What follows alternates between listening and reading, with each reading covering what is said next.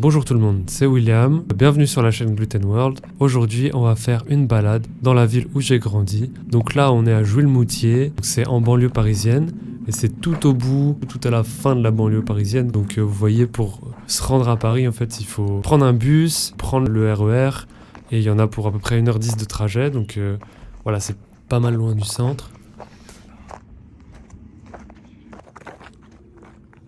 Donc là on marche au milieu d'un terrain vague.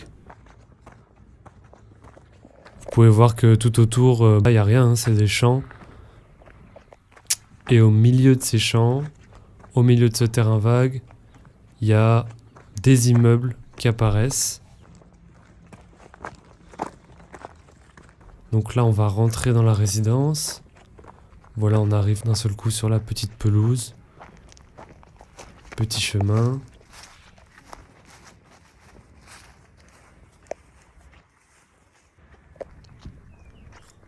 Clean, tout neuf. Vous pouvez voir les blocs de cailloux dans des cages en métal, un peu comme les blocs de cailloux dans Minecraft. On continue. Petite résidence à Digicode avec des petits jardins au rez-de-chaussée. Tout bien. Donc c'est un peu un habitat de rêve pour des banlieusards de classe moyenne, quoi. On peut voir que c'est tout neuf, tout est très très brillant comme ça. Voilà, il y a autant des immeubles de 3-4 étages que des maisons familiales avec des petits jardins. Là on se dirige vers le parc du lotissement. Petit jeu pour enfants, tout neuf. On dirait de la 3D tellement c'est neuf, tellement ça brille. Ça, c'est des textures de bois appliquées sur des polygones, vous voyez, comme de la 3D en fait. Ça brille. Voilà, alors le parc il est exporté directement de SketchUp, hein. Ça se voit, c'est dessiné comme sur le logiciel. Il faut pas oublier qu'il y a des gens qui ont construit ça avec leurs mains, avec des outils, hein. Faut pas oublier ça. Petite plante de dune de sable parce que c'est à la mode. Donc là on va sortir de la résidence. Puis on va arriver dans un quartier plus proche de là où j'habitais. C'est plus des lotissements des années 80, 90, voilà. En fait, habiter dans un endroit comme ça, quand j'étais petit, ça avait un avantage pour ma famille, c'était que ça permettait d'aller travailler à Paris et en même temps d'avoir de la nature, du calme pas loin. Mais bon, en fait, moi, quand j'étais petit, je sortais pas beaucoup. Je passais surtout la majeure partie de mon temps à jouer aux jeux vidéo. Je jouais surtout à GTA, c'était vraiment ce jeu-là auquel je jouais le plus. Et en fait, dans GTA, je faisais pas vraiment les missions, hein. Je passais surtout beaucoup de temps à me balader, à faire un peu n'importe quoi. Vraiment, je errais dans le jeu, quoi. Je vivais un peu dans le jeu. Et maintenant que j'y repense, en fait, la ville qu'il y avait dans GTA, elle ressemblait pas mal à la ville dans laquelle je vivais. Dans les deux villes, il y avait des endroits pour habiter, des endroits pour faire du shopping, des endroits pour rouler, et puis plein d'endroits bizarres qui servaient un peu à rien comme ça. On savait pas trop ce qu'on devait faire là-bas, quoi.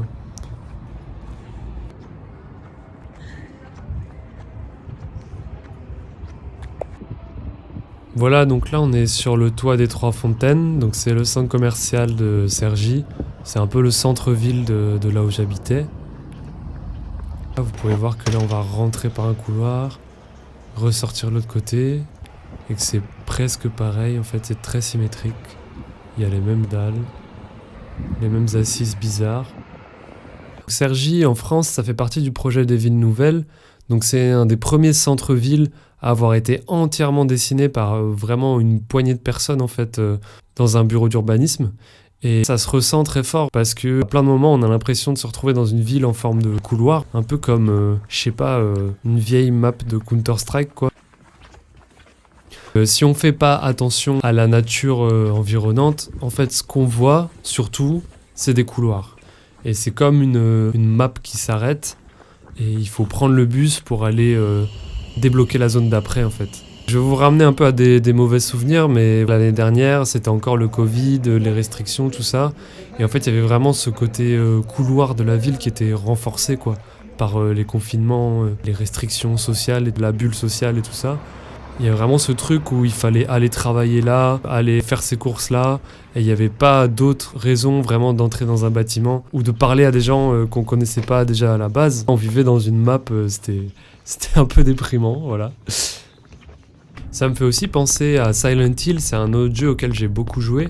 Dans ce jeu-là, on a l'impression d'être dans une ville ouverte, et puis au fur et à mesure qu'on tombe sur des canyons, des endroits où la route est barrée, nos mouvements sont dirigés et on finit par se retrouver dans une espèce de couloir aussi, quoi. Voilà, Silent Hill, c'est vraiment un de mes jeux préférés, j'y joue encore aujourd'hui, et des fois je me dis que vraiment ma relation au paysage, ma relation aux objets, ma relation à tout ce qui bouge, quoi, aux êtres animés, elle vient très fort de ce jeu-là aussi, quoi.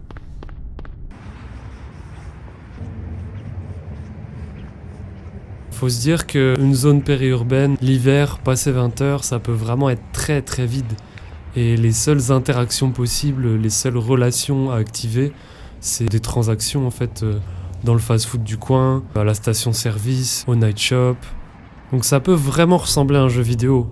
Les objets à collecter sont highlightés avec de la lumière, c'est rangé, il y a des icônes qui nous montrent ce qui est utile, et puis les objets qu'on peut acheter sont disposés comme sur un inventaire. Donc là, l'approche de l'environnement, elle est très fonctionnelle. Après, de savoir si c'est le développement urbain qui a influencé les jeux vidéo ou l'inverse, c'est compliqué. Il y a des choses qui se sont arrivées en même temps, des choses qui sont arrivées l'une après l'autre.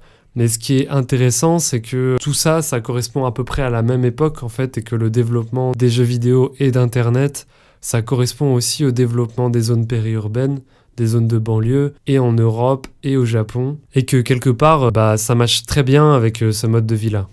On reste dans nos maisons, séparés des champs et de la forêt, avec des cloisons pas chères, du gyproc, de la mousse isolante, du ciment, des briques, et on joue aux jeux vidéo.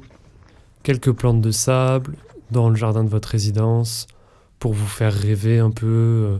Imaginez que vous êtes à la mer, en train de vivre le rêve, être à Dubaï avec la crime, tout ça.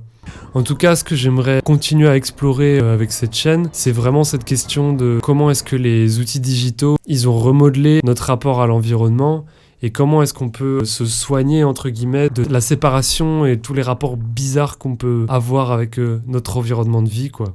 Voilà, j'espère que ça vous a plu. Laissez des commentaires si vous avez des questions, si vous avez des expériences à partager, si vous avez des remarques à faire. S'il vous plaît, abonnez-vous, mettez des pouces bleus, mettez des likes parce que c'est important. Merci, à la prochaine. Ciao, bye bye.